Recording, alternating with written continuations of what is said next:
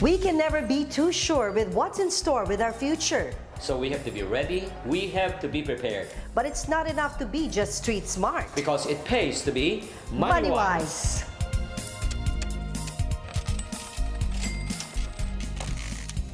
Tintin, I know you have lots of businesses. Oh nga, that's why they call me the serial mompreneur. But you know what? I've been into many businesses. One of the most profitable businesses are the food franchise business and yung books. Sa food franchise business, I have tuna, yung Chef Tony's Popcorn, and Siomai King. Small lang na food cart. Small yan, ah. Ikaw, ano mga businesses mo? I do book distribution. That's number one. That's my main. And bestseller. well, thank you. And also, I do public speaking. And I develop money system, like money kit, just like that. I know why you're asking me about the food franchise business. That's where we're headed to with our guest today. Actually, you guessed it right, Tin. And we'll get to know the reasons why this former OFW wants to start a business. His name is Mr. Vitaliano Dungca Jr. or simply, let's call him Mr. Yan. Yan. Yes. Hi, Mr. Yan. Hi, Miss Christine and Mr. Chinkee. Thank you very much for having me here. Welcome Good to morning. MoneyWise. Okay, let's get right to the point. Number one, what is your main source of income right now? Right now, sir, actually, I just spend my money from my savings. I'm a former OFW po kasi. Okay. So more or less, syempre, kung wala ka ng income, how much your current monthly expenses? Ranging between 7 to 12,000 probably. Are you single or married? Single po. No wonder why. Single, pero matipid ka for a single man. Kasi 7 to 12,000 nowadays, possible pa pala yun. Do you pay for rent or anything? As for rental, hindi na po. Wala na po. I have my own house. Diba, you have utilities, maintenance, panggas, cellphone. Pasok na lahat yun sa 12,000? Pasok na po yun. Wow, matipid. Gusto ko siya maging Ampunin mo friend. Yes. Ako rin. Actually, if you are, let's say, a saver, definitely you have stacked up some money aside, right? Yes, that's true, sir. More or less how much, sir? I'll say like 200,000. I want to Yan be na. his friend. We heard you've been planning to franchise a small business. What kind of business is this? Food or non-food? Food business, ma'am. Okay, what kind of food franchise would you like to get into? I would like to try food cart businesses. Why do you prefer food? It's because, sir, probably because I've been into that kind of line of work. I've been in a food and beverage business for a long time.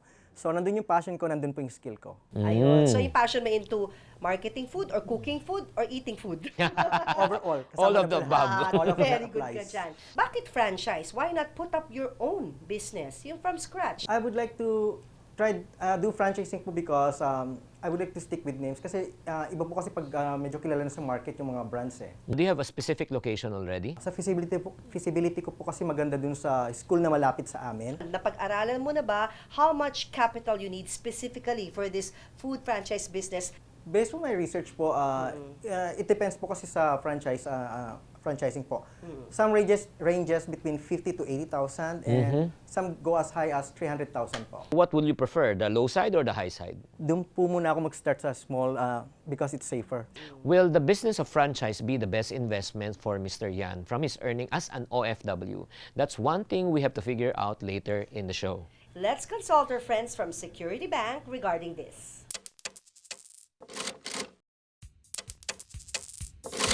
Most of us spend our time saving for the future.